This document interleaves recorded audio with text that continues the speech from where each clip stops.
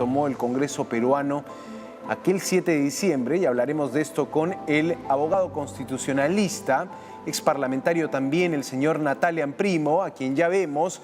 Doctor Amprimo, muy buenos días, Santiago Gómez lo saluda.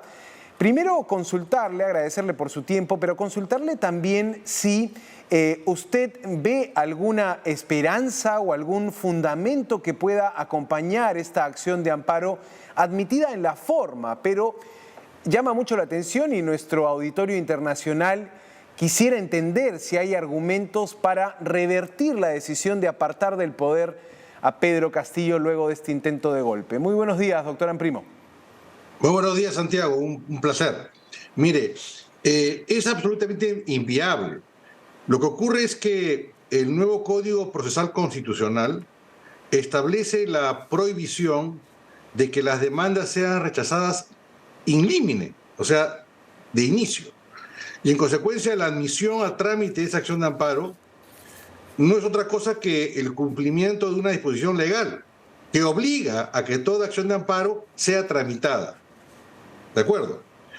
En segundo lugar, esa acción de amparo carece de todo sustento y de viabilidad, porque el objeto de una acción de amparo en el Perú es reponer las cosas al estado anterior al que se produjo la supuesta violación del derecho constitucional. Y eso en el caso del señor Castillo es inviable por todos lados. No solamente porque Castillo tiene hoy día medidas judiciales emitidas hasta por la Corte Suprema de detención, sino que porque posteriormente a su vacancia, él ha sido inhabilitado para ejercer la función pública conforme a la competencia y facultad que contempla la Constitución para poder inhabilitar a altos funcionarios en caso de que se haya producido una, diríamos, infracción a la Constitución. Y en el caso de Castillo eso ha sido plenamente acreditado, ¿no? Entonces, él tiene inclusive denuncias adicionales, pero como le digo, tiene una inhabilitación para ejercer la función pública, además de las medidas restrictivas de la libertad que han sido dictadas por jueces competentes, ¿no? Ahora, recordamos que la acción de amparo presentada por el expresidente Castillo lo que busca es dejar sin efecto la moción de vacancia aprobada en su contra por el Congreso. Y como uno de los principales argumentos, dicen los abogados de Castillo, es que no se le dejó defenderse, que fue una vacancia exprés, tomada horas después de que él intentara disolver el Parlamento. ¿Qué se puede decir? Pero mire usted, Santiago, sí. Pero mire usted, Santiago, más allá de ese hecho, supongamos pongamos en el supuesto negado que la argumentación que esgrimen los abogados del señor Castillo fuera cierta, ¿no? Aunque estábamos frente a hechos flagrantes, porque el señor Castillo pretendía tomar el poder de forma por la fuerza, de manera absolutamente inconstitucional y de manera absoluta. Pero pongámonos en el supuesto que la versión que da los abogados del señor Castillo fuera cierta. Eso no implica ni deja sin efecto la afirmación que yo le he hecho, en el sentido de que ya no es posible reponer las cosas anteriores al estado anterior, porque Castillo ha sido inhabilitado para ejercer la función pública. O sea correcto. Y el objeto del amparo es viabilizar la posibilidad de retrotraer las cosas al estado anterior, a la violación o amenaza de violación del derecho fundamental vulnerado. Y esa posibilidad, en el caso de Castillo, es imposible desde la óptica jurídica. Entonces, lo que yo creo es que más bien el señor Castillo tiene un discurso de recurrir a todo mecanismo legal, uno, para en primer lugar no explicar las razones que debería explicarnos respecto a los graves hechos delictivos en los cuales está involucrado, y dos, para dar una suerte de visión de víctima, de que es una suerte de persona perseguida, persona afectada, como algunos presidentes lamentablemente latinoamericanos han seguido ese juego. Lo cierto es que el señor Castillo es un presidente que no solamente demostró en el tiempo que estuvo en la presidencia carecer de cualidades elementales para tener la presidencia, sino que además demostró ser un pillo, un tipo que estaba, él y su entorno familiar, en una serie de aspectos ilegales realmente inaceptables para todo ciudadano y menos para quien tiene el alto honor de ejercer la presidencia de la República, ¿no? Claro, y recordamos que en esa segunda investigación compleja que tiene como Pedro Castillo tiene, es esta investigación por presuntos actos de corrupción durante su gobierno y ya tiene un pedido de prisión preventiva, es decir, cumple a la vez 2 pedidos de prisión preventiva el expresidente. Y recordemos, Santiago, además, que el día 7 de diciembre, cuando él da ese intento de golpe de Estado, se produce debido a 2 cosas.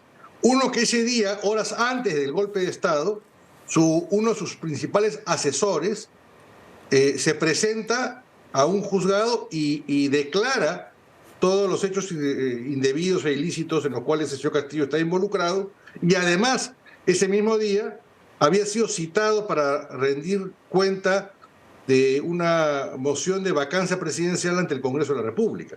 O sea que él da el golpe de Estado para impedir la actuación de la Fiscalía y del Poder Judicial, que tenían esa declaración de su asesor principal, y en segundo lugar para impedir que el Congreso pueda, conforme a sus atribuciones, resolver el tema de la vacancia presidencial. O sea que ese es el tema y el medio del asunto. Ahora, que hayan personas que quieran, por cuestiones ideológicas, en fin, verlo a Castillo como una suerte de víctima, es un tema distinto. Lo cierto es que Castillo ha sido un presidente que fue respetado en su elección y que por el contrario se comportó indebidamente en el cargo, no solamente en una serie de hechos penosos que se han dado a conocer, sino en segundo lugar porque pretendió el rompimiento del Estado democrático y constitucional en el Perú. Ahora, volviendo a ese momento de la vacancia de Pedro Castillo, habría que anotar también que la vacancia fue validada por la Sala Penal Permanente en Perú, ¿no? Que se pronunció a favor de ese instrumento, pero los abogados de Castillo insistían en que la vacancia incluso no contaba con la votación necesaria para hacer una vacancia convocada en esas horas. ¿Cuán importante fue acá el tema de la flagrancia? Porque también se decía, y esto lo valoró un juez supremo, el hecho de que Pedro Castillo, inmediatamente después de dado el anuncio y cuando vio que los militares no estaban de su lado, intentó buscar asilo dirigiéndose a la Embajada de México. ¿Cuán importante resulta siendo allí este intento de fuga para precipitar la vacancia del presidente? Bueno, en primer lugar hay que decir que el comportamiento del señor Castillo desde toda óptica ha sido antijurídico. O sea, el señor Castillo usa una suerte de ley del embudo, lo ancho para él y lo angosto para los demás. O sea, él pretendía cerrar el Congreso inconstitucionalmente, pretendía detener a la fiscal de la Nación inconstitucionalmente, pretendía cerrar el Poder Judicial y todo órgano de justicia, ¿no? Sin ninguna norma y sin la aplicación de ningún artículo constitucional que se lo permita, ¿no? Y para eso su palabra era la ley, por repetir un tipo de frase popular, ¿no? Pero sin embargo, cuando se pretende, cuando diríamos la legalidad, cuando las instituciones constituidas constitucionalmente impiden esa actuación absolutamente ilícita, él considera que ahí hay una violación. Bueno, es ver las cosas al revés, el mundo al revés, pues, obviamente, ¿no? Y como le digo, estamos más allá de una argumentación de corte procesal, estamos ante un hecho irreversible. Y la acción de amparo lo que busca, como le digo, es tratar de reponer las cosas del estado anterior, y en el caso de Castillo eso es absolutamente inviable, ¿no? Interesante. Entonces, el punto de vista del abogado constitucionalista Natale Amprimo, que ha estado con nosotros hablándonos de esta acción de amparo presentada por Pedro Castillo. Le agradezco mucho, doctor Amprimo, su tiempo. Tenga buen día. Faltaba más, un gusto, un placer.